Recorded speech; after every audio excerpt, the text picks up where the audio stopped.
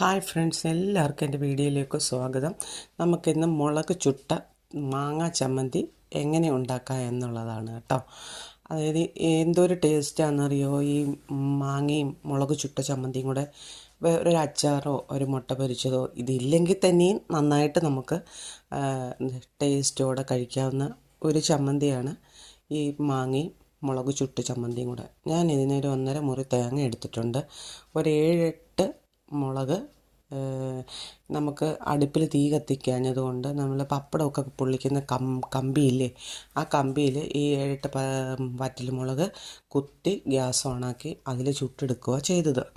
പിന്നെ ഒരു പച്ചമുളക് ചേർത്തു. പിന്നെ ഒരു മാങ്ങ, അപ്പുറത്തെ വീട്ടിൽ നമുക്കൊരു മാങ്ങ കിട്ടിയായിരുന്നു, വലിയ കപ്പ മാങ്ങ കിട്ടി.